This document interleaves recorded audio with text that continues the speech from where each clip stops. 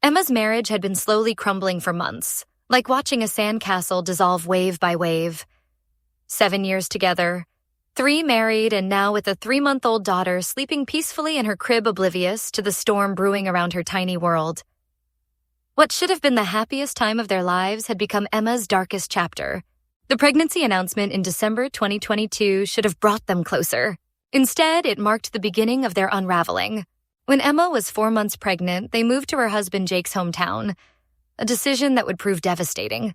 Suddenly surrounded by old friends and familiar haunts, Jake transformed from devoted partner to weekend warrior, disappearing into the night with buddies Emma barely knew. Weekend after weekend, Emma sat alone in their new home, her growing belly a constant reminder of the family they were supposed to be building together. Jake would stumble through the door at 3 a.m., 4 a.m., sometimes as the sun rose, reeking of alcohol and expecting entertainment because sleep still eluded his intoxicated mind. When Emma protested, exhausted and emotional from pregnancy hormones, Jake dismissed her concerns with the casual cruelty of someone who had forgotten what partnership meant. The pattern continued even after their daughter arrived, a beautiful baby girl who deserved a father present in more than just name. Emma's threats of divorce finally penetrated Jake's alcohol-fogged priorities. He stopped the weekday parties, then eliminated weekends entirely. He cooked, cleaned, and kissed Emma's metaphorical wounds, desperate to repair what his selfishness had shattered. But some damage cuts too deep for apologies to heal. Emma had removed her wedding ring and couldn't bring herself to put it back on. Trust, once broken, doesn't reassemble like furniture. It requires rebuilding from the foundation up. Friday's snowstorm brought the final straw wrapped in manufactured medical drama. Jake, a notorious hypochondriac, developed a headache that sent him spiraling into panic. "Heart attack," he gasped. "Aneurysm." His fear felt genuine, but Emma's patience had evaporated months ago during those lonely nights of abandonment. "Call an ambulance," Emma said, glancing at their sleeping daughter and the treacherous snow accumulating outside. Their ancient truck had been displaying low-power warnings for weeks, and navigating icy roads with a newborn felt reckless.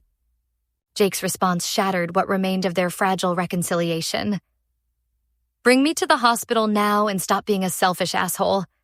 I could be having a fucking heart attack and you're giving me excuses why you don't care." The irony was suffocating. For months, Jake had demonstrated exactly how little he cared about Emma's needs, her fears, her lonely nights with their unborn child. Now he demanded immediate sacrifice for what would likely prove to be another false alarm. Emma drove through the blizzard, white-knuckling the steering wheel as their unreliable truck groaned through 40 minutes of treacherous conditions to cover a 15-minute journey. At the hospital, she helped Jake to the entrance, parked, and made her decision. With their daughter bundled against the cold, she began walking toward the library. "What are you doing?" Jake called from the emergency room doors. "I'm leaving." His mother arrived like a vulture sensing carrion, pulling alongside Emma as she trudged through the snow. "Get in," the older woman commanded, her voice carrying the same dismissive authority Emma had learned to despise. "No, I told him not to call you." "I said get in. You're being childish right now." Emma kept walking, each step through the snow feeling like progress toward freedom. At the library's warmth, she called her own mother and filed for divorce that same day. Jake received the papers the next morning, along with confirmation that his heart attack was simple dehydration. Jake's mother unleashed her fury through text messages and voicemails. "He could have fucking died, and you're more concerned with having to drive him to the hospital. You're selfish and don't deserve my son or his daughter." She knew about Jake's months of partying, but dismissed it with generational indifference. Well, he was working and deserved the breaks. Emma stared at her wedding ring, still sitting in the jewelry box where she'd placed it weeks ago. Some breaks in trust create fractures too deep for any amount of effort to fully heal. Sometimes the kindest thing you can do for everyone, including your child, is to stop pretending the foundation can be repaired. What do you think? Was Emma's decision to leave during a medical emergency justified after months of emotional abandonment, or should medical emergencies transcend marital problems? Share your thoughts.